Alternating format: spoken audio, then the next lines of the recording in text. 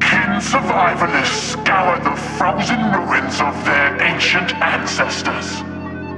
Ready to strike, a gang of barbarous slavers descends upon their quarry. Will the Yaegir's irrepressible conviction overcome the Drukhari's sadistic insanity? Find out here on Mountainside Tabletop.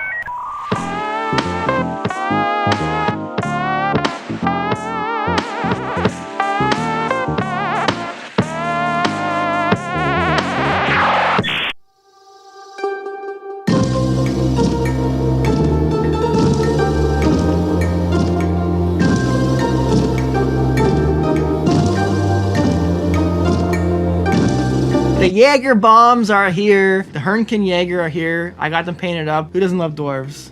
Probably a lot of people. Yeah. I love dwarves. I'm really happy to play these guys. I'm super excited. You know, what is there to say about them? They're sick. I'm super pumped. Yeah, I'm super pumped. Yeah, I built them basically how everyone built them. For my warriors, I went all shotgun warriors, and then I'm just gonna give them plasma knives. Should we just do equipment now? I gave out 5 plasma knives. The 3 warriors got plasma knives, the Iron Break got a plasma knife, and I gave one to the Bombast, because I figured he'd be up in front doing his rot lock negotiation. So if he's up in front, he might get charged. So that made sense to me. Yeah, That's sure. my equipment. Easy. Yeah, pretty easy. So yeah, my biggest concern with this team is this Iron Break. The mines are a problem. My whole team, like, they're based around a lot of movement, the ability to like get up the board and kill stuff and run away, and these mines make it really tough. You know, spoiler alert, I have a Feel No Pain, but it doesn't work on the mines because it only works on attack dice. These mines are a problem. I really need to kill this guy, but of course Brad is pretty incentivized to just like keep him back in extreme safety. So we'll see. It's funny because he actually sucks. I did give him a plasma knife, but like he only has 3 attacks on his melee, I think, normally, so that's good. And then he has the pistol, he doesn't have the shotgun, so he's probably like the worst operative as an operative, except the mines troll you. Yeah, he's really ruining my I don't day. even know if the mines are that good, but they're definitely trolling you. Well, they could kill one of my elves. So just don't step on them. Yeah, well, I'm gonna try.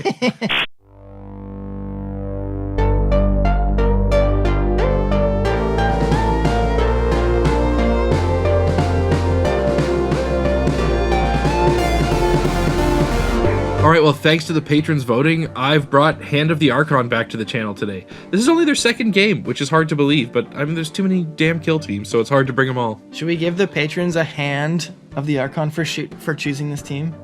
No. So, 4 operatives today. I've given my gunner and my leader the like dark light weapons or whatever they're called, which means my heavy gunner has to take the splinter cannon instead of the dark lance, which is too bad, but the guns are awesome, so I'm not too worried about it. When I selected my Elixicant, it let me give the whole team a 6-up Feel No Pain, and then when I selected my assassin, I was able to put an Omen on Brad's Bombast. I'm assuming with his free attacks, he's gonna get like a lot of extra shots, and this way, any 6s he rolls, he's gonna have to re-roll. Yeah, that's annoying. For equipment, I've given my heavy gunner the extra damage to his gun. This means that only 2 normal hits are going to be required to kill one of Brad's dwarves. And then I've given the lethal 5 on combat weapons to a few of the other people to help them get some crits and get through wounds a bit faster. It's funny because you highlighted my Iron Break, which has a trolley ability, but the operative himself isn't that good. Yeah. And I'm gonna do the same thing here. Let's look at this Elixicant. That Feel No Pain is gonna ruin my life. Yeah. And here's why. You have 8 health on all your guys, basically except for your leader. And my shotguns deal 4/4 damage. My plasma knives deal 3/5 damage. Lots of my guns deal 3/5 damage. I have so many ways of dealing exactly 8 damage, and you basically have more than 8 health, like most of the time. Yeah, I'm gonna just have to roll like 1 6 out of every 8. Yeah. I foresee many 1 HP ganks. Yep. I foresee many situations where a shotgun tries to kill you with perfect damage and then you survive with 1 or 2 health. It's gonna be annoying. It's gonna bring my potential to get kills way down. And I'll tell you right now, I'm going for Seek and Destroy. And there's gonna be a point where I can't get a kill that I need for like 50 points because of this Feel No Pain. And Feel No Pain more like fun? No. Pause. Throw it in the garbage. Because that's how we feel about Feel No Pains. Yeah, all right. Whatever. For today's game, we're playing on an open board. We've pulled the boundary deployment, and the mission is secure. We have a ton of terrain here, most of it is heavy. The only light pieces are these small ruins, and that's going to give both deployment zones a ton of heavy terrain for cover. When we roll off for attacker and defender, I win, and I kind of feel like there are pros and cons to each side, so I'm going to let Vic be the defender, I'm going to be the attacker. Vic chooses the left side of the board, and then we set up our barricades and our operatives. After we place our operatives and before the scouting step, I do place my 5 mine tokens. In the scouting step, we both select a recon dash, which we do, and then Brad's going to give me initiative for turning point 1, and we get into the game.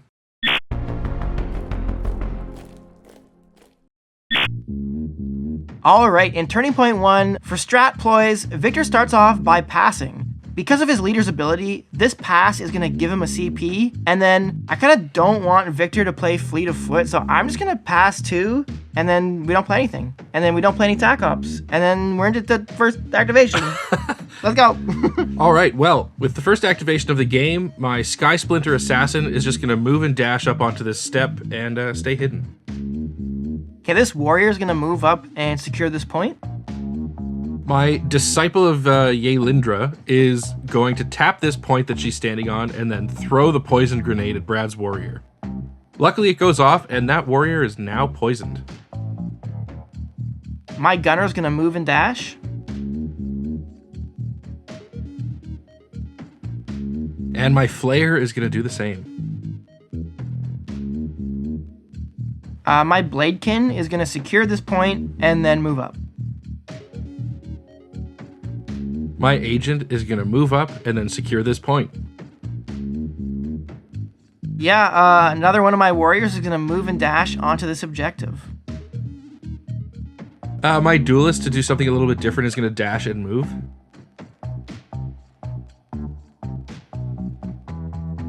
My Ironbreak's going to move and then secure this objective. Unfortunately, Brad hasn't really given me any targets, and so my gunner's just going to move up and start threatening this flank. My sniper's going to move up a bit. And my Elixikint is going to get into position behind this wall. I'm going to move this warrior just toward the center of my 2 home points, just so he can kind of defend both a little more easily. And my leader's just going to move up to this barricade and start eyeing some angles. My leader's just going to pass. And Vic's heavy gunner is also going to pass.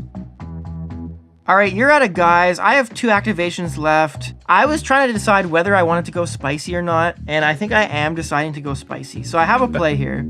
I gave my tracker the recon dash and the scouting step, so I have the opportunity now to move up and then shoot Vic's gunner, thanks to all the tracker's passive abilities. Okay, rolling. That is amazing. So 2 crits, 2 hits. Will I fish for more crits? I don't think so. That's as good as I can ask for, realistically. So what do I need to save here? Like 2 crits? Yes. Hold on. Well, you have your feel no pain. I saved a crit. You saved a crit and a normal. Yeah. So I take 8. Wow. 4. Wow, you're not even injured. That's a big one. Bro, are you kidding me? Not even injured, man. Let's go. Alright, well I have 1 activation left. My Bombast, I kind of want to take advantage of Rotlock negotiation going into turning point 2. So I'm going to move and dash and then threaten a shot for next turn. At the end of turning point 1, we've both only scored primaries and I'm ahead by 1 point. Yeah, those mines made it really, really hard to move up. The mortal wounds would go straight through my feel no pain because they're not technically an attack, so I had to be really careful, and I couldn't really move up as much as I wanted to, but hopefully I've found some routes around them, and I know at some point, one of these elves is just going to have to jump on one to open up a lane, so yeah, we'll see. I'm really banking on my Bombast getting some work done here because even if he doesn't outright kill the Flayer, any damage that goes through is going to weaken his ability to survive in a melee fight. So, I'll take whatever I can get. As long as he doesn't do nothing, I'll feel pretty decent.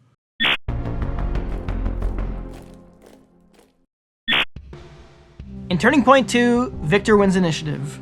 In the strategic phase, I'm going to pass to gain a CP, Brad's going to play Tough Survivalists, and then I'm going to play my tactical ploy Devious Scheme to make that damage reduction cost him more in the future. Then Brad's going to play In Position, and I'm going to play From Darkness Death, and then Brad's going to play another ploy with Hidden Engagement, so we're really just burning through all our CP here. In target reveal, I'm going to put Eliminate Guards on that Poisoned Warrior from earlier. Brad's also going to reveal Eliminate Guards and put it on my Disciple. And then I took a tac op that I never ever take, but I'm going to try it out, and I'm going to reveal Executioner. I'm going to pick my Sky Splinter Assassin and target Brad's tracker. Oh, you're forgetting one tac op that I revealed. It's check out this sick skirmish map. Yeah, this is the Frozen Fjord mat. I think this is my favorite skirmish mat. Yeah, it's great. It's really nice. And armies, like, they all just pop so much on the white. It's great. All right, first activation here. Even though Vic has initiative, I'm going to go with my Rotlock Negotiation. My Bombast is going to flip to engage and then shoot Vic's Duelist. Okay, that's a pretty bad roll, and I have to re-roll this 6 because the Bombast is the target of Vic's Bad Omen. I can at least re-roll a miss because of Hidden Engagement, but that's only 3 damage through. Luckily, Vic's Feel No Pain does nothing here, so I did do some damage. Not as much as I would have liked, but I mean, at least I'm softening you up. I'm going to activate now and charge that Poisoned Warrior, and then use their Crimson Assault ability, which basically gives me a free fight after this one. Pretty great roll here, and I'm going to kill this warrior without taking any damage by double parrying his one hit. This is going to score me Eliminate Guards, but thanks to Crimson Assault, I now get a free fight that I can use against the Bombast. Again, I get the kill without taking any damage, and then I'm going to use one of the 2 pain tokens I've just gained to dash away and hide. That's pretty nasty. Yeah, that was great. That's disgusting. That was as good as I could get. When Vic gets those kills, I am going to reveal Bonds of Loyalty. I think this is a very strong tac op, and I think I'll have a pretty easy time scoring this later this turning point. But for now, my tracker is just kind of out in the middle of nowhere, so I'm going to go with them. I'm going to shoot your Flare. You know, I get a good roll here, but the Flare has damage reduction, so all my damage characteristics are reduced by 1, and with the Feel No Pain, only 3 damage goes through here. Then I'll spend the rest of my APL moving back behind this rock and hiding. My Elixicant is just going to heal the Flare, luckily all the way to full health, and then pass. So I'm going to go with my Gunner now. I have a great shot on your Duelist. I'm only hitting on 4s, but I'll get 1 free reroll from Hidden Engagement, and another reroll from the Bipod. And I get the kill, so I'll score 1 point for Bonds of Loyalty. Then I'll just move a bit, so I'm a bit more safe, and hopefully obscured from some other shots that might come later.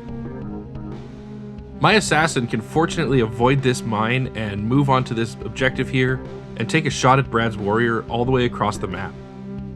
Get a pretty good roll here, and thanks to the mortal wounds this gun does, it brings him down. Alright, I'll just move up my Iron Break now.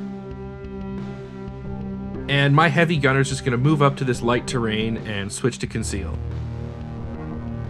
My Sniper's going to move up a bit. My Disciple will move up and secure this objective. Alright, well, I'm going to try and make a play with my Bladekin.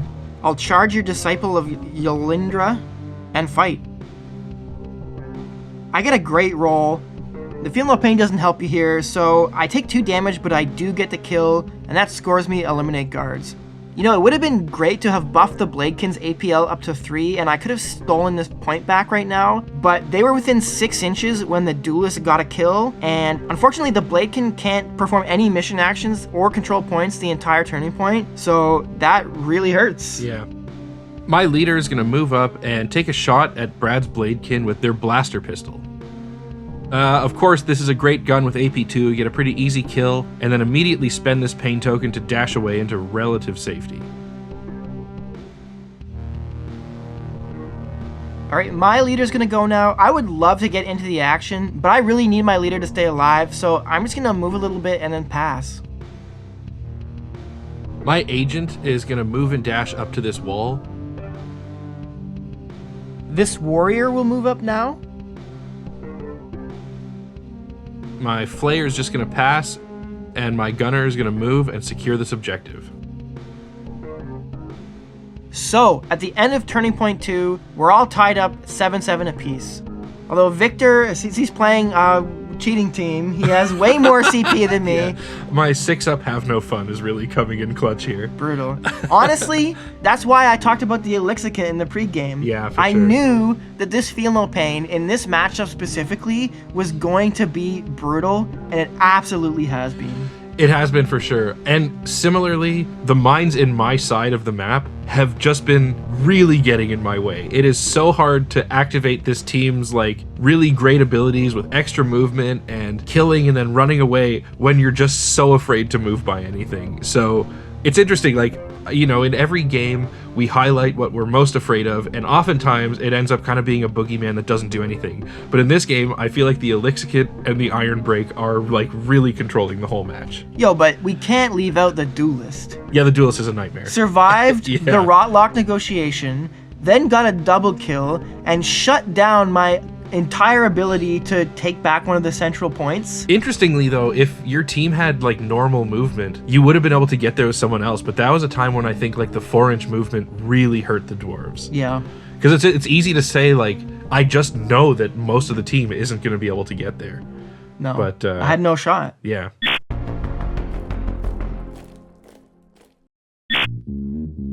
So we move on to Turning Point 3, and unfortunately Brad wins initiative, and this feels like a pretty big one.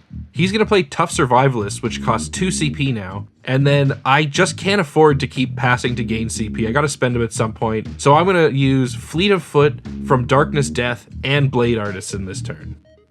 In target reveal, Brad's going to reveal Executioner using his leader to kill my assassin. And then since my assassin is my executioner, I know the leader's coming in here. So I'm just going to target his leader right back and hopefully survive whatever he does and be able to fire back. And then, of course, Brad's going to put Eliminate Guards on my assassin, and I'm going to do it on his gunner. All right, well, I think this is a perfect opportunity for me to use my chain activation ploy. So I'll spend a CP on that. I'm going to go first with my gunner, and then I'll go with my leader. So on my gunner's activation, first I'll use my resourceful points, or whatever they're called, to go up to 3 APL, move, dash, and then shoot your assassin. My goal here is to soften up the assassin so that immediately after, my leader can charge the assassin, fight the assassin, scoring 1 point for executioner, 1 point for eliminate guards, and then having an AP left over to shoot with a shotgun and kill the gunner. Okay, this went even better than I was expecting. This was an insane roll, and I just kill your assassin outright with my gunner. So yeah, that's a point for eliminate guards, but I guess I'm not scoring executioner this turn. Yeah, that's kind of best case scenario for me here, I guess. It's pretty funny.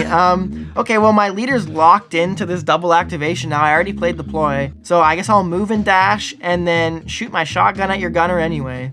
I'm hitting on 2s. Bro, I'm out of CP. I can't re-roll anything. Vic rolls bad saves though. He is going to spend a CP because he has like 1 million CP left. And that's not going to do it, but he spends another CP. And he spends his last CP. I'm after the Feel No Pain. It stays alive with 1 HP. This member of the 1 HP gang is brought to you by Jimmy Garrett. Thanks, Jimmy. All right, well, obviously my gunner's not very long for this world, so I'm going to take a shot at Brad's leader. I'm really not asking a lot here. I'm hitting on 4s. I have AP2. I only need 2 to go through. Oh my god, it's absolutely terrible, and I just spent all my CP re-rolling failed saves. So this gunner has nothing left to do, and nothing is going to go well for him. So I'm going to use his remaining AP to just jump on this mine here. Worst case scenario, he dies, and then that opens up a lane that I really, really need opened up. Okay, well, it's a real mine, so you die. Yeah, that's fine. Honestly, like, at least I can move now. All right. I don't even know what to make of that. But I guess I'm going to go with my sniper now. So I'm actually going to flip to engage to give me the chance at overwatches later. And then I'm going to dash and shoot your leader. I get a good roll, but no crits or no mortal wounds. That's 9 damage through, but your leader has 9 health, and with the Feel No Pains, stays alive with 1 HP. This member of the 1 HP gang is brought to you by Brandon G. Thanks, Brandon. Next, my agent's gonna activate. Since I've finally played Fleet of Foot, I can move and dash to the edge of this building and throw my plasma grenade at the sniper. I get a good roll here, but unfortunately with tough survivalists, it only takes 2. And then with the blast attack on this warrior, it does nothing. That hurts. Well, I really want to kill your leader before he can do some damage, so I'm going to move and dash with this warrior, and then, yeah, I buffed his APL, so I'll shoot your leader. And shotguns are pretty good, but with a great defense roll, Victor keeps his leader alive. This is, I'm a bit of an Eldar guy. This is the tankiest elf I have ever had on the table. So my Elixicant will activate next, and I'm going to heal my leader. Roll a 2, so I'm going all the way up to 4 HP. In my Iron Break now, I'll go engage as well for Overwatch potential, then move up and secure this point. So my Arch Cyberate is going to move onto the point and shoot the Iron Break. Once again on 4s with AP2, and I get a terrible roll with no CP to help. The Iron Break's only going to take 3 damage, and that means I cannot use my 3rd APL to steal back this objective. Okay, my tracker now actually has a shot on your leader. Gun's not great, but you only have 4 health. I get a bad roll, and you save it. Yeah, that's no problem. No damage through. I'll just move around the corner a bit. Well, my Flayer, finally since that mine is gone, can charge Brad's leader and fight. I'm only going to take 2 damage and do enough to kill him, but because of outright conviction, he's going to stay alive with 1 HP. This member of the 1 HP gang is brought to you by FionaBat. Thanks, FionaBat. I've given myself many options for Overwatch here, and I'm going to get to use one. My sniper is going to Overwatch against Vic's leader. But for the second time this game, Victor, I bring your leader down to 1 HP. This member of the 1 HP gang is brought to you by... 1 HP gang is brought to you by... Victor, what happened? What happened? Where's the 1 HP gangster? All out. Oh, you know what? We're recycling old 1 HP gangsters because we need more 1 HP gangsters. You know what? If you join our Patreon and you decide to be a 1 HP gangster, there's a spot waiting here for you. Well, not retroactively, but you'll probably be in the next video. Unless like 1 million people join at once, you'll probably be the next 1 HP gang in the next video because like we're waiting for new people to come. You know? Yep. That's where we're at. We have a lot of 1 HP gangsters, but we've had so many 1 HP gangs in this video, we're completely caught up. So you could get your super shout out. Yeah. And whatever this is. Yeah, I don't know. That's just for free. Should we do the dance again? Yeah. So, with the last activation of the turn, my heavy gunner is going to charge and fight Brad's leader. I only need 1 hit here to do the 1 HP of damage. I get it, and we'll reveal Headhunter and score a VP on the end of the turn. End of Turning Point 3, we're still tied, 11 to 11. We're both completely out of CP. We'll be gaining some more, but... Crazy. Yeah. It's felt like you've had some great attacks and I've had some great defense rolls and feel no pains. Swingy rolls on both sides. Yeah. Really wild. Yeah, totally. We say a lot that going into Turning Point 4, it could be anyone's game. This could really be anyone's game. Yeah, I mean, usually when we say it, we kind of mean like mathematically anyone could win this, but there's a high likelihood of one direction. I have no idea which way this is going to go. I think it's going to come down to dice, and I think if dice are even, we might actually tie. Totally. Yeah. We'll just have to wait and see. Yep. All right. Well, let's see.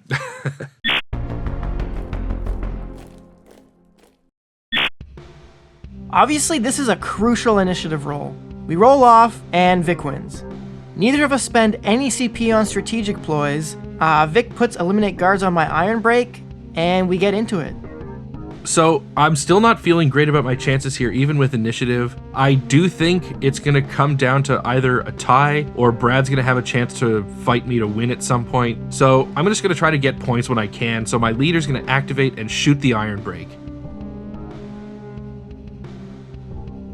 I'm going to get the kill, score Eliminate Guards, and move a bit, but more importantly, all the goddamn mines are gone, and I can finally move around the board for the last few activations of the game. That's unfortunate, but I have plenty of play potential up at the top of the map. So I'm going to activate my gunner, and I'm going to spend my 1 CP on my double activation ploy, my chain activation ploy again. The gunner and the tracker are going to get to go. So my gunner is going to start by shooting your flare.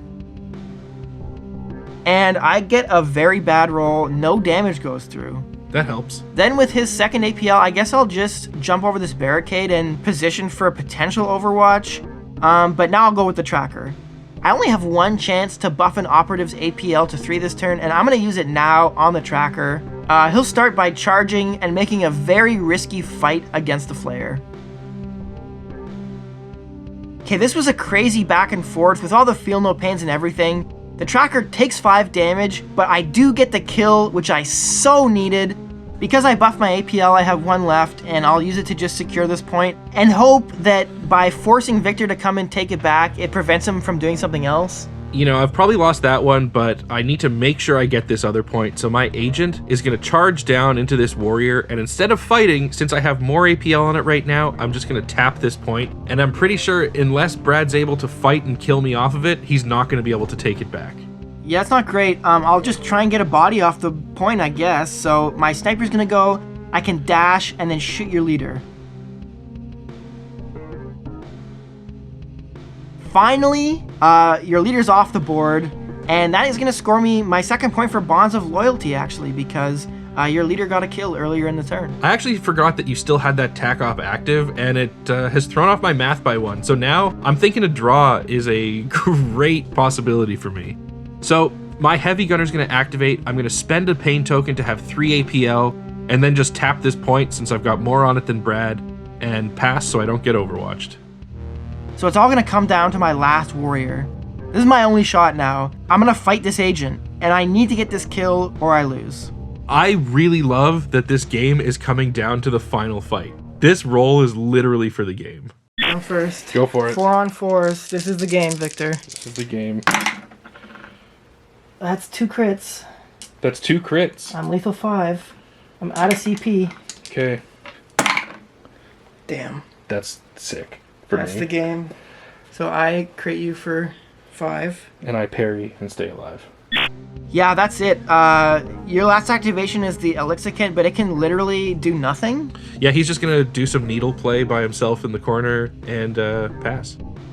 Well, with that, the game's over, Vic. My dwarves came so close, but we're ending the game here with a final score of 16-14 for the Hand of the Archon. Crazy, man. Like, what a close game. It was such a battle and such a intense brain load battle, I think, for both of us.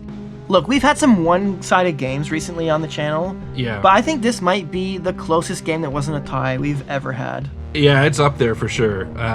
It felt like it was so far in both of our favors at different time, and then it would just be like one great roll by one person or just a total whiff, and it would swing wildly back. And yeah, really great game. Your ability to shut down my movement was powerful, really powerful. I wasn't expecting it to have such a big effect, but that was huge. I really like the Jaeger. Yeah. They're fun to play. You know, it's interesting seeing the Hand of the Archon on the board because they haven't been on the channel since their first appearance when Soul Shackle originally came out. They kind of actually are a fun team to go up against because it makes you play differently. Yeah, that was a good game. Great game. Yeah. I think that's all we have to say. Yeah, see you in the next one. Bye.